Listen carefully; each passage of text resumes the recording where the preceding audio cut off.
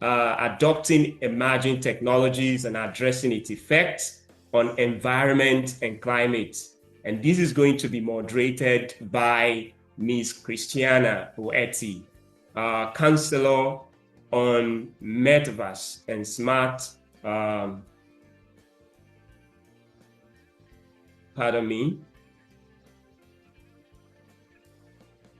Counsellor on Metaverse and Smart Cities, International Telecommunication Union, ITU.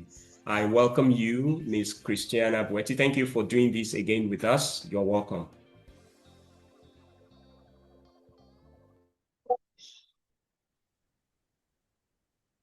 Thank you so much. Thank you for the introduction. So I'm Cristiana Bueti. I work actually at the ITU, and it's a pleasure actually to contributing to this important discussion and also to moderate what I'm sure it will be a very dynamic and interesting discussion. So for those of you that are not familiar with the International Telecommunication Union, is the United Nations Specialized Agency for Digital Technologies, and we do work with our member states, industry, and partners actually to ensure that technological progress goes hand in hand with sustainability. So through, for example, standards, we provide frameworks that makes emerging technologies such as artificial intelligence, digital twins, and Internet of Things safe, interoperable, and environmentally responsible.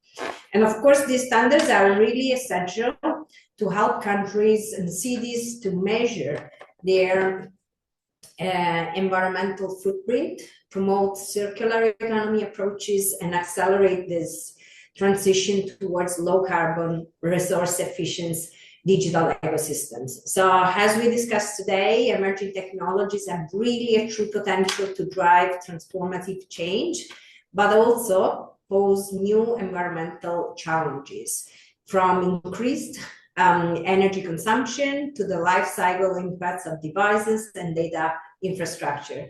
So our task is really to ensure that innovation serves both people and the planet.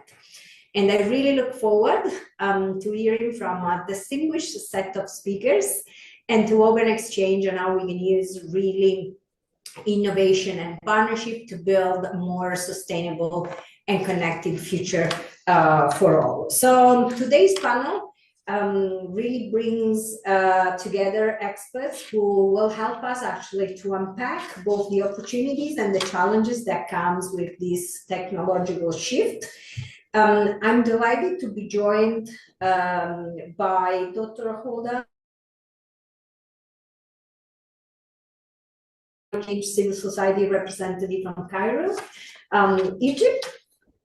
I would like also to invite Mr. Akpan, Chief Operating Officer, Partner Transventel, State of Georgia, USA, and then Professor Osofisan, a former President of Computer Professional Registration Council of Nigeria. So each of our panelists will definitely share with us values and insights on how we can use digital innovation to address environmental challenges. Maybe if I could ask all the speakers probably to open their cameras so that they can be seen by the audience. And I would like especially to invite Dr. Nofal to share some insights with us through her presentation. So Dr. Hoda, over to you.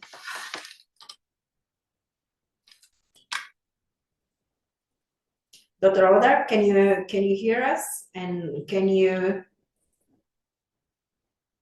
join the discussion? Hello. Hi, Christina. Hi, everyone. Good morning to you all distinguished guests from Affecta Summit. It's an honor for me to be invited to your annual summit as a devoted speaker for the topic covering the climate change. Last year, we've been through the same topic and we tackled a lot about it. Can you see me well? Because I feel that the camera is a little bit hazy. Can see you, but your image is a bit blurry, but we can hear you well. Yes, very much blurry. I believe it's an internet problem. Doctor, sorry, Doctor, could you please change your background? You can change your background from the video icon. I think this background is not working well for you, so you can change your background or probably blur your background. Yes, I'm working on it right now. Anyway, today I'm going to represent the Egyptian civil society in tackling the issue of the climate change agenda, as I've been always joined in those efforts in tackling the subject. I've been the country representative for the civil society in COP27 that was held in Sharm el-Sheikh, Egypt, 2022, and also in COP28 that was held in Dubai, 2023. I'll be sharing with you a small presentation that can give you a brief advice about how we are tackling these efforts from a new perspective. I'm going to cover the sector of the smart city constructions. Let me share this with you, please.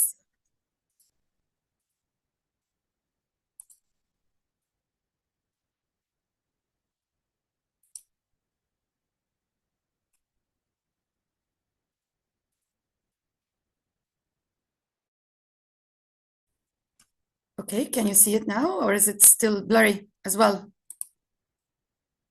You can see the slides perfectly. So please continue. The presentation is not blurry, right?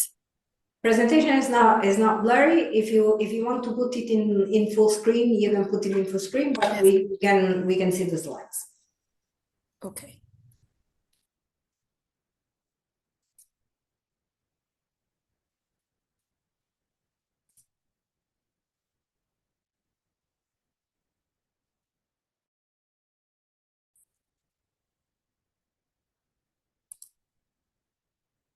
Okay. No, sorry. Sorry for that.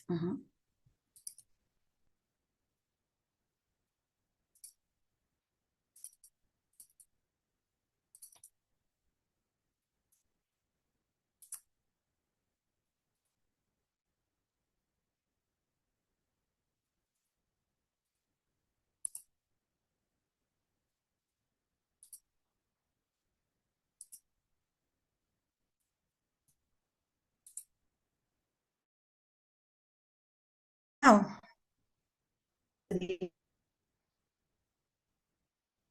can you see my presentation now? Yeah. Okay. Sorry for wasting your time. Anyway, I'm going to start this presentation with a brief orientation about myself. I've been a climate activist. I've represented Cairo in the 2027 and 2028 Conference of the Parties of the Climate Change that is organized annually by the UNFCCC. This is a brief presentation about the 17 goals of the United Nations that applies to our 2030 vision of Egypt. The 30, as you can see, the goal number 13 is mainly devoted to the climate change agenda. Is to take urgent action to combat climate change and its impacts worldwide. This takes us to a small brief to the Paris Agreement that was held in 2015 in Paris in the COP21. The main goal of this agreement is to keep the temperature, the global temperature, below 2 degrees Celsius above the industrial levels, and even more to increase this annual increase to 1.5 degrees Celsius, if applicable. This main goal is mainly targeting the date of 2050. For those who don't know the term net zero, I'm just going to explain it quickly. The net zero covers those main pillars. Its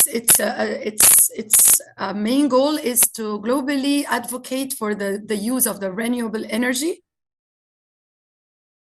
and to strengthen the use of the renewable four types of energy: the solar, the wind, the hydro, and the electric energy, and to reduce the dependency of the people worldwide and the industries for using those fossil fuels, so that we can reach the net zero emissions of carbon dioxide.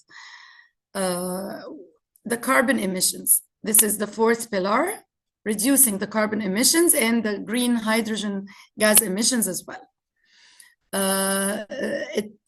There will inevitably we need to use the more advocacy and awareness levels for the industries to work on those types of industries, energies, I mean, and to take more concern about recycling outputs every year. Also, what I'm going to talk about in this presentation is the smart homes and the smart city construction techniques that will lead to the more efficient use of energy and will take us more to the reducing our carbon emissions. Also, enhancing or starting to advocate for the use of the electric cars, as the automobile industry is a main source of the carbon emissions worldwide. The net zero target was set generally in Africa and the whole world to be in 2050. However, the major industrial companies like India, China are trying to debate how to repledge this date of the net zero to be to 2050 as announced by India in the UK climate change conference that was held in 2021, which is making a huge debate now. Now, addressing my sector that I'm talking about now is the smart city or the smart construction techniques. Globally, buildings now are responsible for 40% of the annual carbon emissions. Those carbon emissions are mainly because they require lots of energy consumed in heating, ventilation, and air conditioning or HVAC systems. In hot climate countries like Egypt, this is a huge problem because our buildings keep absorbing the solar radiation all day, turning them into hot ovens. And this requires massive amounts of energy to cool through the HVAC systems. This is definitely working against our climate change agenda. So our partner now, one of our partners, I'm not going to declare names because we're not for the marketing purposes here, is building with a new technique to solve this problem. They are calling it the solution. It turns your building from a passive energy radiating and carbon dioxide radiating asset to an active energy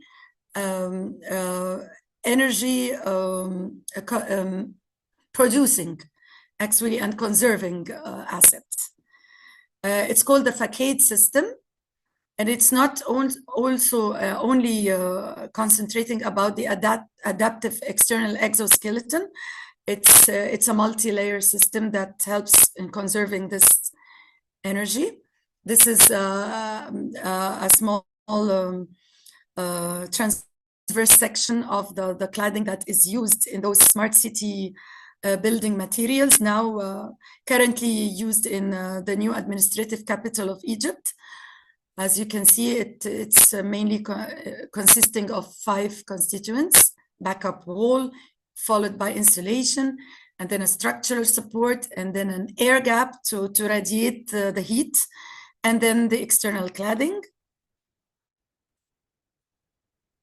This is a photo of the cladding they are using.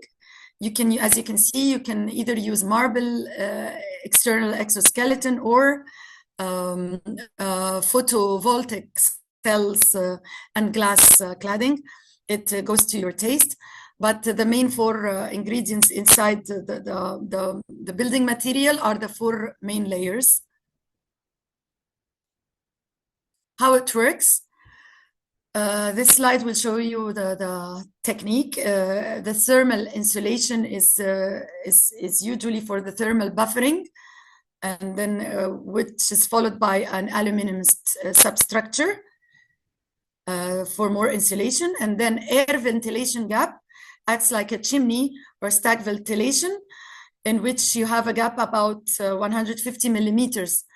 This can provide the optimal passage or progressive efficiency to radiate the heat. And here we go to the external cladding. This building is, the photo of the building is mainly in Russia. I believe in Tajikistan. It's a perfect demo for how you can convert a whole building into an energy source by integrating photovoltaic solar panels as the cladding material, and which looks perfect as well. The facade transforms it from a passive protector into an active energy generator. Here we go, how you turn from passive to active through a building material system. This is the ITC component of the system, is that you can reduce the heat overload structure by 30 to 40%, using which makes the job of the HVAC systems more controlled by adding an ICT or a BMS, building management system, that can much easier and far more energy efficient management. It can allow you to manage those energy efficiency programs in a more digital form, I mean. We handle the passive resilience, and the building management system handles the precise and active control. And then far more, you can add a monitoring and validation system that can be integrated to your general control system to monitor your temperature sensors within this air gap behind the insulation part. Also, externally in the cladding, we can use the photovoltaic BIPV solar panels. This whole building can become an active ICT component, as it can generate power and data as well that must be monitored and managed through a smart grid systems or a control panel. This is finally a photo from that can be used to demonstrate our iconic tower in the new administrative capital of Egypt. The tower's design reflects Egypt's commitment for harnessing the abundant solar energy resources. That was all for my mini presentation. And thank you for inviting me every year for this perfect summit. And I thank Ms. Christina for her great support and coordination, and the Affecta team as well. And thank you for bringing up this climate change agenda annually through your summits. For more questions regarding this building material system, you can send me emails in case you need any data or how you can get it, or any scientific questions that need to be replied concerning the climate agenda topic in general. Thank you so much and have a great day.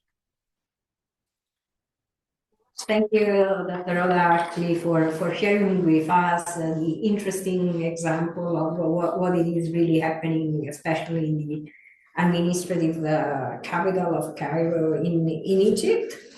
I would like now actually to ask a question, but also invite to share some introductory remarks to our two distinguished speakers in our panel, starting from Mr. Akpan.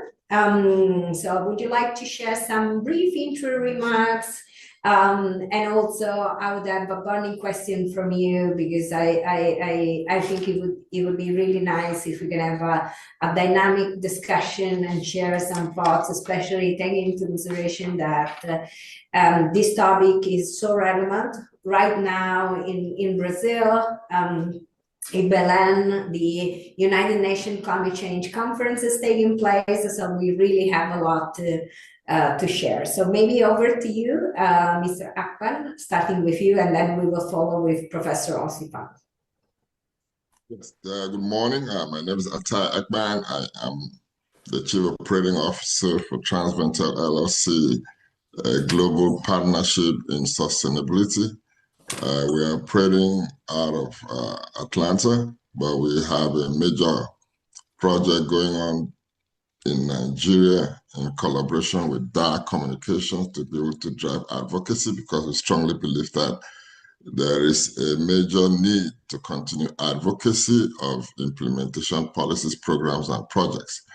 Well, today, sorry, I just popped in a little late. We're talking about emerging technologies' effect on adopting it on environment and climate actions. Apparently, we all know that we are in the last decade of action for SDGs, and most countries are lagging behind because there's a fail, I may use that word, advocacy that did not probably drive down properly.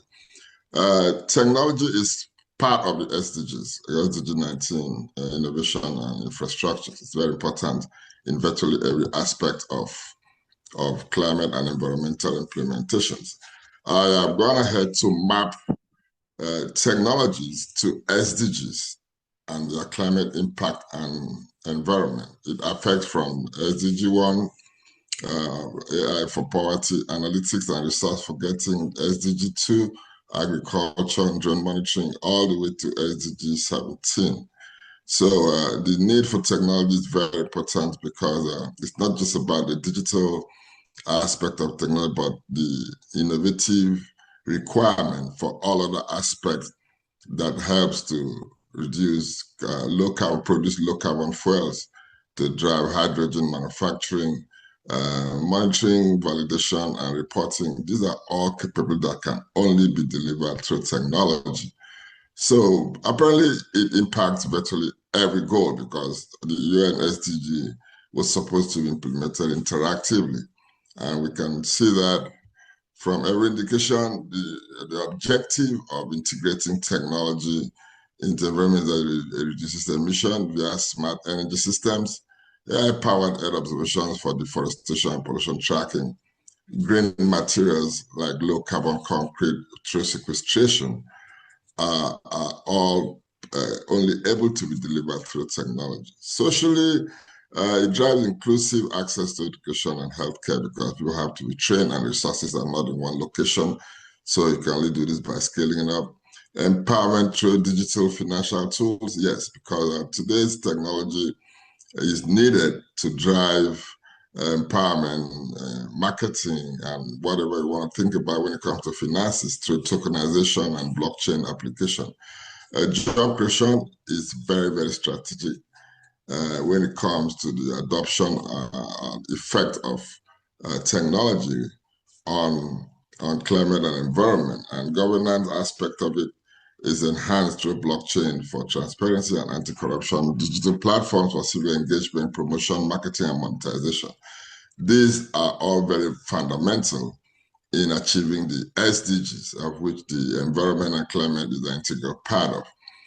The application is applied in very key strategic areas, which include the energy through solar, wind energy, and smart grids, agriculture, precision farming, climate resilient crops are all regenerative elements of technology. In transport, you can look at the electronic vehicles, which is now getting traction. Rail electrification, which drives high-power train to reduce carbonization, and smart logistics. These are all capabilities that can only be delivered by technology. In construction, we are talking about the green concrete and energy efficient building through carbon sequestration. These are all new emerging technology capabilities that really impacts climate by reducing the carbon footprint and creating multiple opportunities. Waste management is strongly impacted through this process, which is why today we have what we call the biogases, the green LNG, and all those gases that comes out of waste recycling. Marine and coastal energy, coastal resources is actually impacted by the use of technology for proper fishing and all the sustainable fisheries capabilities that comes with it. At the end of the day, we cannot ignore the benefits of technology when it comes to environment and climate, but I would have really preferred this topic to be on sustainability implementation. But be that as it may, when it comes to strategic benefits of adopting technology, it drives and accelerates the SDG delivery. It's very important. It enhances climate resilience and disaster prediction. You can live a predictive life with a very low downtime in your operation with technology. It improves energy security and resource efficiency. Yes, through low carbon fuels, renewable energy solutions, hybrid systems can only be adopted and implemented with new technology within the SDG value chain. Global recognition is something that, yes, any country that drives a major tech solution can actually be positioned as given a global recognition. And at the end of the day, this is the only way ESG-aligned investments and partnership can actually be driven, because everything can only be transparently presented for monitoring, evaluation, and reporting with the use of technology. Well, this is a call to action to invest in digital infrastructure, innovation hubs. Workforce training must be a priority in sustainability, tech, and ESG compliance, as is now a new criteria of evaluating status. And this we should be able to drive a public-private partnership for scalable development and align all national policies with tech-driven SDG strategies. Thank you, and I look forward to any question that comes out of this. Thank you very much.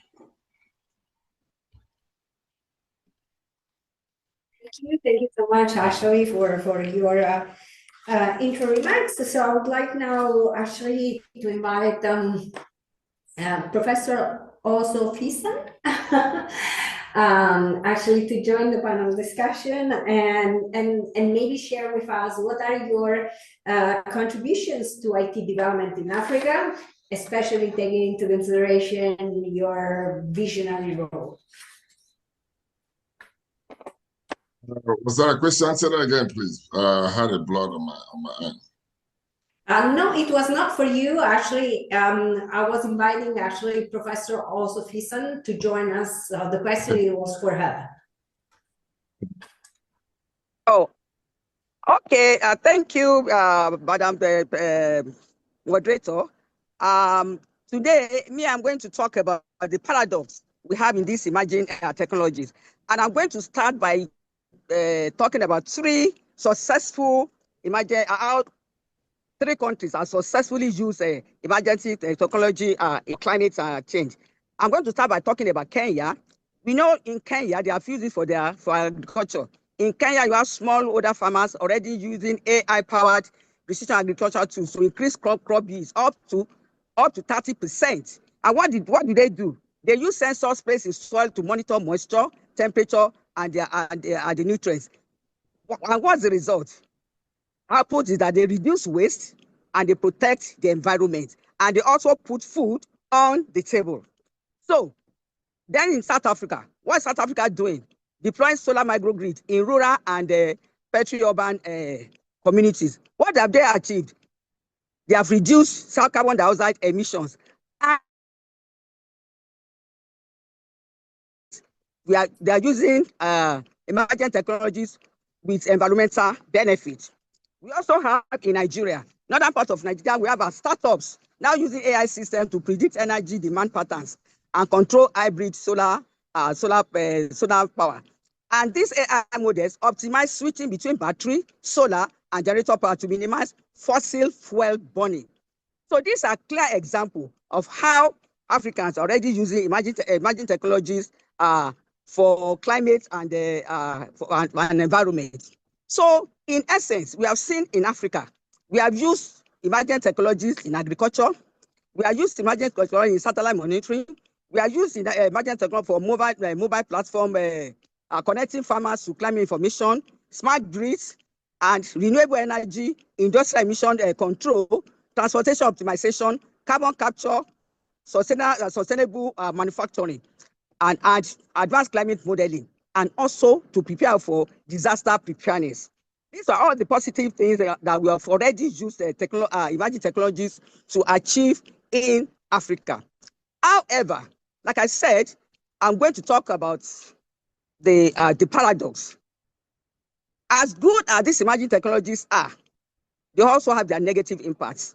What are these negative impacts? Significant energy consumption. When we train complex AI models, they contribute to a substantial carbon footprint, especially when powered by non-renewable sources. They have also used high water shortage, even though we use them to maximize water. And in some areas, they also use for high water sources, so that in some areas, this can become a problem. And the worst one that I believe is increase in e-waste. We have a lot of e-waste material, servers, CPUs, all of those things, they have contributed to our electronic waste. How are we going to deal with them? Then we also have what we call the lack of transparency. Because if our AI models are trained on biased data, what's going to happen? It's going to lead to unfair, ineffective climate action. Then ethical concern. What do I mean by ethical concern? Privacy of people, security, and last but not the least I'm talking about is hallucination. We know that AI can produce non-existent outputs that are nonsensical or altogether inaccurate. So that's what I'm saying. I'm talking about the paradox now, the good impact and the bad impact. So what does it mean for Africa? Africa contributes less than 4% of global greenhouse gas emissions, yet faces some of the most severe climate impacts like droughts, flood, food insecurity, and displacement. Nigeria, for example, we are faced with coastal erosion, desertation in the north, and increasingly unpredictable rainfall patterns. That's what we are facing currently in Nigeria now. Most of our energy grids are carbon intensive. Many African countries rely heavily on fossil fuels. When we deploy data center or train AI models using coal, then we are going to increase the carbon dioxide emission. Nigerian electricity grid, for instance, predominantly is gas-fired with limited renewable penetration. Every computing workload has a high carbon footprint here, and we need to address all of those things. So, what do we need to do? Yes, we should leapfrog into this technology, but we must learn to build data centers powered by solar from the start. Deploy AI systems designed for efficiency. Create e-waste management system before e-waste becomes unmanageable. We need to do all of those things. And who are supposed to do all these things? We are all responsible. And I'm going to talk about the responsibility of each sector in Africa. For our universities, they must build their computer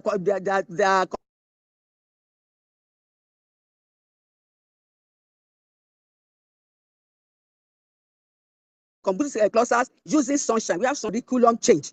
Our curriculum now must have in emerging technologies, and how we can mitigate, how we can make a full use of the positive aspect and also mitigate the negative aspects.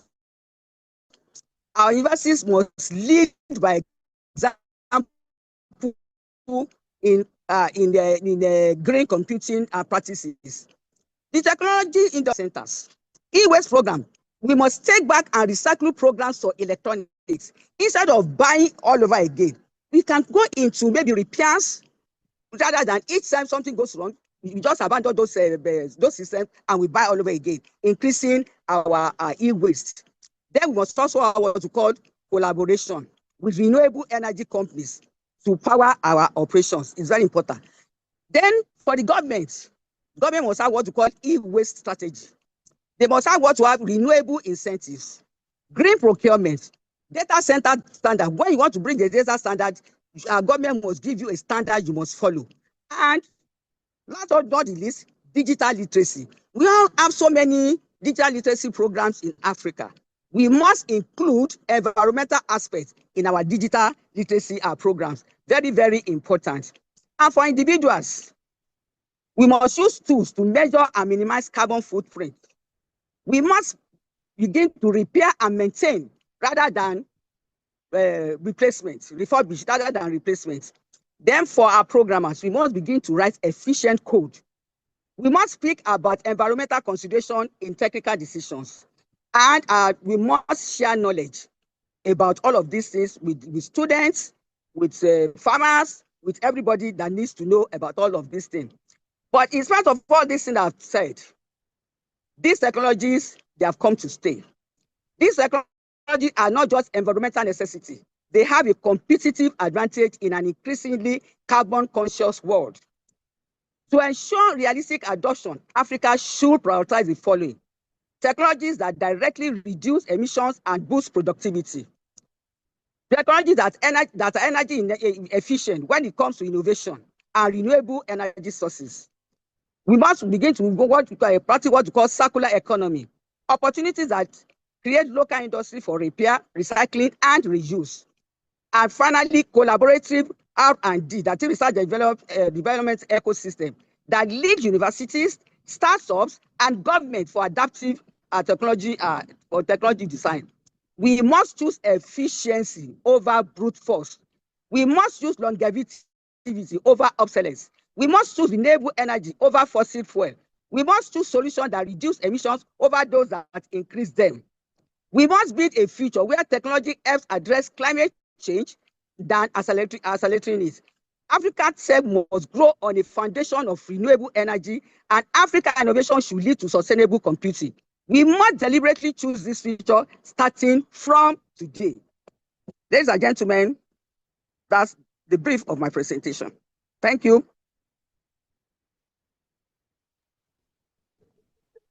For these insightful remarks. I think they have really set the scene also with an overview of the different, examples happening across Africa.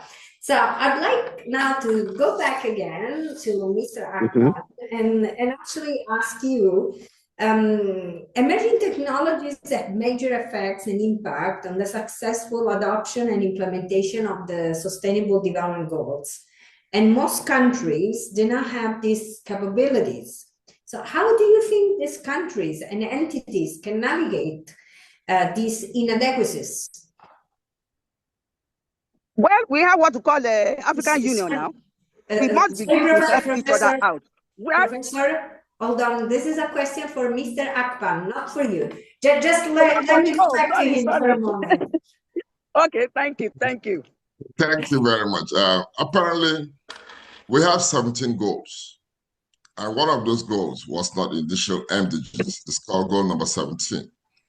Goal number 17 is global partnership, because the world had the pure understanding that not every country will have all the capabilities required to actually navigate the SDG process. So goal number 17 was actually brought in to drive global partnership, intellectual property sharing, technology sharing, collaboration, to be able to support those countries with those inefficiencies. But apparently it's equally being limited by the fact that Africa is designed by a siloed mentality where collaboration is not always the first option. And even in case of being driven, there's a lot of reluctance for the countries to collaborate and open up for global partners. So with global partners, every country should be able to attract the required, not just the country, private sector, cities, and even individuals could actually attract the much needed capabilities from one of the global actors to be able to support the ability to drive technology as a major tool within the sustainable implementation process. Thank you so much, actually. And that brings me back now over to you, Professor, actually. And we've talked about IT development in Africa as a whole. So you gave us these great examples actually in different countries.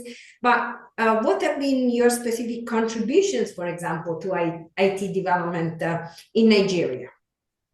Well, like I've been the former president of the group that's supposed to regulate IT in Nigeria.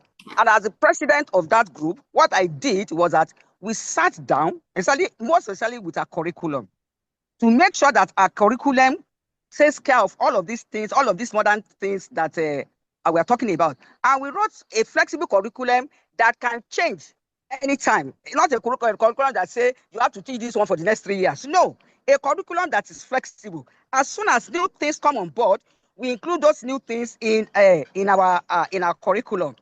And I've been to the National Assembly to make presentation.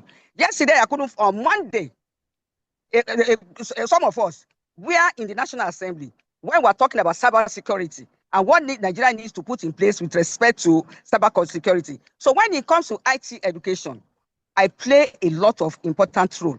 And I also say one more thing.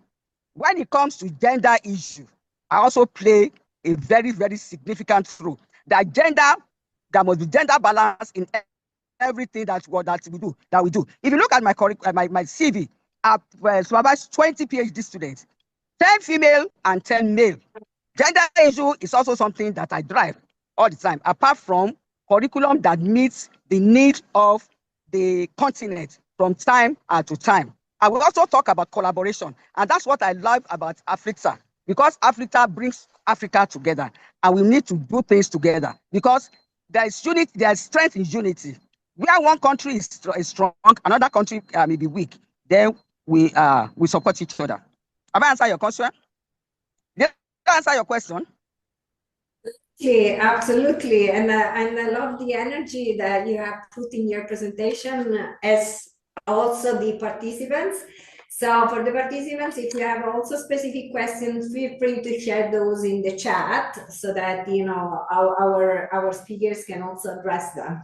But maybe going back for a moment to Mr. Akpan, if I may. You talked a lot about, the Sustainable Development Goal 17, about partnerships, but why do you think that the global SDGs expectations, for example, might not be achieved, especially in Africa? I think there's something very, very fundamental that has to be addressed urgently. We are in the last 4 years for the decade of action on SDGs. And if you take a deep dive into the continent across different sectors, you can see that Africa, we're still talking in conferences, we're still discussing workshops, we're still putting up standard events just to be able to justify the fact that we're talking about SDGs. The SDG was designed to be implemented interactively. And I still want to believe there was a failure of advocacy from the highest level to the lowest point, because the initial advocacy that was done did not really impact on very key strategic overwhelming demographics. The youth, the women, were not really properly educated on their benefits, why they should be able to implement sustainability, and what comes out of it, and what are the impact of their inactions. So if you walk through the street from top to bottom of a typical African country, you will see key people who are into sustainability implementation doing the little they can, either in trying to plant trees, either in trying to do some, but the core department that drives carbonization, greenhouse gas impact, is the oil and gas sector. There is a transition from oil to gas as a transition fuel. But the fact is that since these goals were designed to be implemented interactively, there is a gaping hole between knowledge, benefit, and actual engagement. So you find out that a lot of people just talk about SDG implementation, but not do. Africa don't have any business trying to fight decarbonization, if not for the benefit it comes to Africa. Like the last speaker just said, Africa contributes less than 5% of global greenhouse gases, but we take a brunt of the loss and damages that comes out of the impact of climate change. So our main purpose and essence of driving implementation is to look at the six initial goals: poverty, hunger, job creation, energy security, equality. That is why Africa should drive the SDG implementation the way it was designed to be implemented. So today, within the last 4 years of the decade of action, we are still talking about plans. We're still talking about roadmaps, when a lot of other parts of the world have developed strategic new technologies that is giving them revenue over time. And don't forget, the world has moved towards 2030 net zero, the 2050 net zero, with the opportunity to drive down climate change, climate temperature by 2030. But Africa stands at a point of losing because the leadership is not properly informed. The implementers don't have the wherewithal to interpret how the framework should be implemented, and the guardrails in between are not fortified in any way because we don't have the wherewithal, the knowledge to be engaged, to see the benefit that comes out of it. And the ultimate point is that Africa should provide the bulk of the workforce. There is no resources to train this workforce. And there are so many that you cannot put them in classes. So at this point, I'm saying it that there must be a consistent advocacy in regards to benefit, solutions, projects that could be adopted, created within the continent to give it a foothold into the next emerging solution that will support a decarbonized economy. That's the challenge we have to look at right now. The call for action that you made to the African continent, I think it is, as you said, it's time really to act, and to really move fast. Professor, yes. I saw that you were attempting to respond to the same question. So share with us your thoughts. Well, we have done enough talking. We need to begin to put things in place, and that's why that's why my conclusion was about what we need to do. I'm very happy that at least 3 countries, the 3 examples I gave, they are giving us positive results. Let us have more of such in other countries. Even Nigeria does not have to be one, maybe scattered all over the places. Sunshine, we have plenty of sunshine in Africa. So there's no reason for us to have all these problems that we are having. Let's begin to make our innovation to drive green economy. Our new innovation. We have done a lot of talking. Everybody know. I've told everybody, every sector, what each sector needs to do, and let each sector begins to do what is necessary. And when each sector, because everybody believes government cannot do everything. It's not possible. All of us, we have a role to play. The individual technologies have their own role to play. When they write programs, they write efficient programs, not programs that will run for forever. Programs that should run for 10 minutes should not run for 1 hour. Let's have our universities begin to use solar panel system for all their centers, and let them begin to teach students new things in renewable energy. And then government should now put strategies in place that if you want to run this, if you want to create a cloud, if you want to really create a cloud center, then these are the things you must do, and it must be enforced. When we begin to do and do less of talking, we have done a lot of talking. Let's begin to do. The time now is to do. The time now is what? To do. And let us use brute force. Let us use. We have a lot of brilliant Africans. They are doing very well elsewhere. Why can't we use our brain for ourselves? So let us begin to do and less of talking. Thank you. Let me just add to the last comment. It is the framework was designed to be implemented at the city level. We are still holding on at this national level, sovereignty level, which is why there was a group that was initiated called the Global Covenant of Mayors. Now we have to start sub-Saharan version of it. African countries have to cities because we're still holding as a national issue. And it's not drilling down to the much needed sectors because it's still held at that high level. So at this point, it's very important for cities to be fully engaged. There's a lot of resources and opportunities offered by the Global Covenant of Mayors. It's about 13,700 cities all over the world in support of power, climate, and energy. So Africa must understand the resources available. And African countries are currently not even aligning properly with ECOSOC, the UN body that is empowered to drive and report and register all your efforts when it comes to decarbonization and carbon mitigation.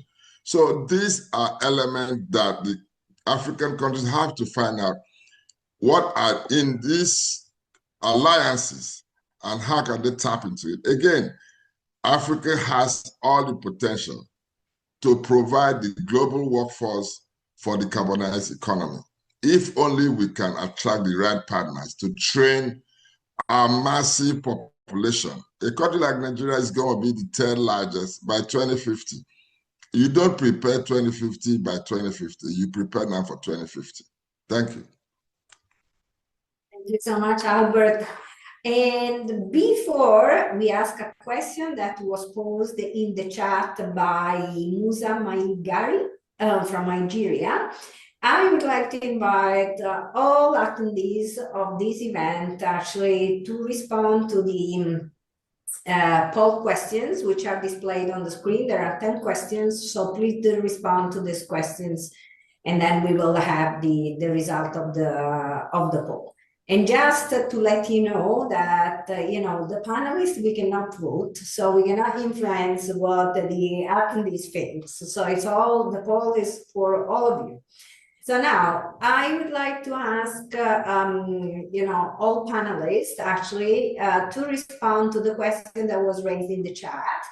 What cross-border collaborations are needed to address transnational environmental challenges posed by technology, for example, cross-border pollution, resource extraction? Let us start with you, Professor, and then we will go back to Albert and then to Hoda.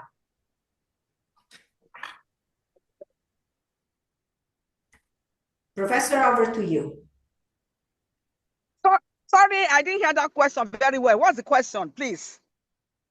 So the question is a question that is in the chat, and it reads, what cross-border collaborations are needed to address transnational environmental challenges posed by technology? For example, cross-border pollution, resource extraction.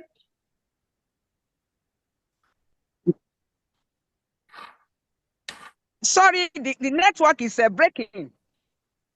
All I had was trans-border words. The network is breaking. Can you when it comes to, can the question be put on the online so I can read? Actually, when it comes to, I can go first since your network is bothering. Let me just go my first. network is misbehaving. Yes. Basically, I think it's very, very important for Africans to engage in cross-border collaboration because the current situation of decarbonization is driving a whole new product, it requires a whole new dimension in delivery of some of this. It's easier to sell to Europe than to sell among African countries.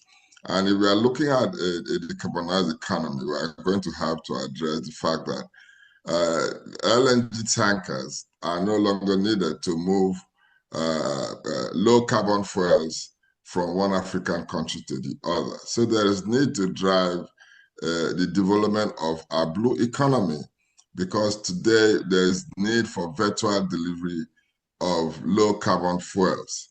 In terms of extraction, for us to be able to have low carbon fuels driving mineral extraction, there is need to repurpose the kind of energy resources we engage for these purposes, which implies that there must be cross-border collaboration in defining new or clean energy sources that could be applied to some of these sectors. But at the end of the day, as I noticed that African countries are still operating in silos. People are not sharing. There's no cross-border collaborative platform officially that could set up standards for this sector to be able to engage efficiently and maintain the decarbonization to drive the climate expectation. So that's my thought on that, but this could actually be addressed based on every sector, not just in the transportation or delivery of virtual capabilities. Every sector has a unique proposition that could address its strategic relevance and impact as well. Yeah, I quite agree. I quite agree with Mr. Akpan. There must be collaboration. Now we have what to call the African, I think, AOAU or whatever it is. Maybe at the end of this summit, we should make a presentation to African the Organization of African countries that these are the things that we need to put in place. All these cross-border collaboration, they are very, very, very effective. I don't think we should wait for Europe or America to come and solve our problems for us. We have very brilliant people in Africa. When you even go abroad, you find that Africans are doing very well. So maybe at the end of this summit, there should be, I don't know, a communique or something that a proposal that we would take to all the presidents when they meet, that these are the things we think they should put in place with respect to environmental issues, with respect to climate change, and everybody should sign in so that all of us have the same policy with regards to environmental issues and climate change issues. If we can achieve this through Organization of African countries, head of states, I think it will be a very good thing for us to do. Collaboration among African countries, whether French-speaking, English-speaking, Spanish-speaking, whatever. All of us should come together and collaborate to make sure that we will not be at the end, be at the receiving end, because at the moment we are at the receiving end. We want to make sure that we are no longer at the what? At the receiving end. If we are going to receive anything, it should be the good part and not the ugly part all the time. Thank you. If I can just add a little bit to just make sure that we wake up. Like I said, Africa is not a major contributor of greenhouse gases, but Africa, like the last speaker just said, takes the brunt of it. The real benefit is for us to drive the development of all other sectors, which is the way the implementation was designed. What is our strength? Our population. What is the strength? Our raw material resources. How can we leverage on energy security, alternative fuels, to drive the development of a creative industry, digital industry? Our workforce development is very core, but there is a major problem. People at strategic leadership positions need to engage global partnership again to be able to provide them with where their strength lies. And that is how Africa could benefit from sustainability. It's not by conferences, workshops, and what we're doing on the screen, even though it's still part of it in a way of advocating for the right approach to be done. Thank you. Thank you, Albert. I think that having this type of events helps to raise awareness and definitely, share knowledge, especially about the capability, possibilities, also the examples that are happening in other countries, so that they can be a source of inspirations. And and I think it's, as all the speakers pointed out, in a way or another, it is definitely time to act. Africa is really a beautiful continent with lots of untapped opportunities. So I think that today's discussions in a way has reminded us that emerging technologies, can be really powerful enablers for sustainability and climate action. but only if they are deployed responsibly, inclusively, and especially guided by sound policies and international standards. Whether we have to address, for example, e-waste, whether we have to address pollution, definitely, we need to make sure that sustainability, is a top priority. And I think that also we need to make sure that, for example, today's dialogue can really serve also as a catalyst for deeper collaboration and for continued exchange of best practices, particularly in African nations as they harness technology for climate resilience and green growth. I would like really to thank all the speakers for their active participation, their positive energy, their passion, their commitment. And of course, to thank the organizers and the attendees for giving us the opportunity to share some insights on this really very relevant topic. So let us continue really to work together to build a more connected and sustainable and climate resilient future for all. So maybe over to you. I think that there is Jimson that you have your hand raised. So.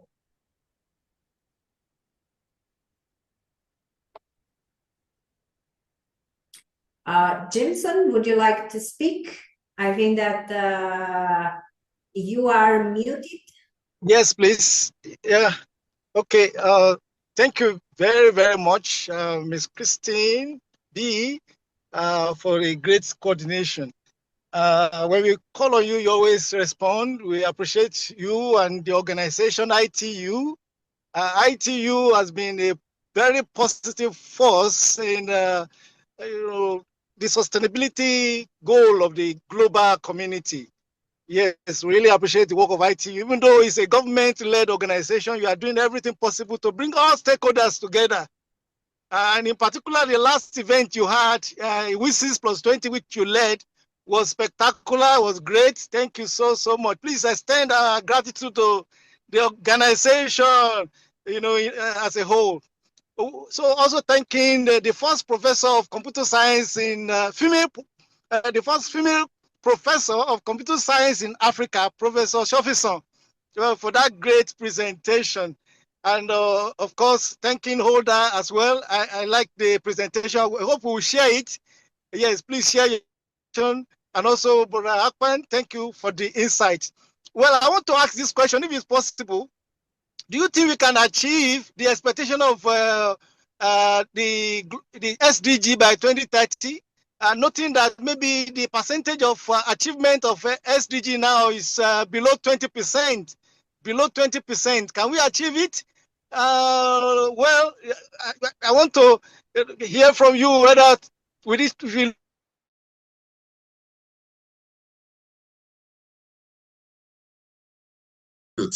But I gladly do. And I'm going to be very, very frank with us. I don't see how we can if we don't change the entire narrative around it. Currently, people that are in authority are purely politically nominated. The likes of Professor is not in that NCC, and I'm looking at Nigeria first of all. And our willingness to collaborate is totally missing. Everybody just wants to hold on to what they got and don't want to address the proper partnership. It is agreed, offered, goal number 17, exploring technology, exploring resource personnel, explore in any aspect of it that you need to complement. But most of all, there is a major problem of failed advocacy. And I say it with a very strong word, failed advocacy, because the most strategic demographics, women, young people, who are supposed to be 70% of their population, are not even aware of what it is about, what's in it for them. Why should they be part of it? But they're all going to be responsible. They're going to take more of the pain of the lack of action. So, and again, it was moved 15 years ago for city-to-city implementation. No Nigerian cities even understand the fact that there is a global covenant of mayors that was put in place to drive energy and climate action with a lot of benefit, technology, support to drive this implementation. So I'm saying that I don't see that happening unless we go back to the fundamental, start full advocacy, but this time around, the advocacy has to be aligned with job development, product development, project development, and proper projections. So that's my take on it. Somebody else might have a different opinion. Well, I have a slight contrary opinion. I'm sorry to say. I think the problem we have in Africa, we think everything must start from the top. We all have what we call local governments, and we are closer to our local government. And I said, that's why I use the word, let us start today. Our local governments, when they are going to do any project, let us begin to see exactly what it is that they do. Let us make sure that they begin to use green energy for whatever it is that they do. If all the local governments in Nigeria will do what they are supposed to do, I'm sure the thing will now move up one by one. From local government, everything will become state government, from state government it gets to federal. But the problem with us in Africa, we think that everything must start from the top. Like the role that given to everybody, let each one of us begin our own role and not expect federal government or whatever government they call at the top to do the initiative. Africa is doing something that is very good. Let us begin from Africa. When each one of us, when we go back, let us begin to know what is it that happens in our local governments. Those ones have listening ears and going to the governor or whatever. Begin to advise them. Begin to advise our children, our schools. Instead of our schools to be buying generators, we can influence them. PTAs, instead of buying generators, we give them solar panel. Let us begin in a very small way. I believe if you put our whole heart in it, I think it is achievable. But if we begin to think that everything must come from the top, then it's not going to be achievable. Thank you. Prof, you just referred to the same subject matter I brought up, failed advocacy. The local government don't even know what to do. They are not even aware of exactly. So it is a fail. We have to drive advocacy to the root of it. To the root. I agree with you. And that's the only way. Yes. But I really appreciate, you see, the whole essence of SDG was to be implemented at the city level, which is the local government level in our context. And the local government is totally absent in terms of knowledge and leadership. Yeah. So that's exactly. very strategic. Yes. Thank you very much. I appreciate that. Okay. Thank you very much, everyone. Please, can we have a group photograph for this session? Dr. Hoda, can you turn on your camera?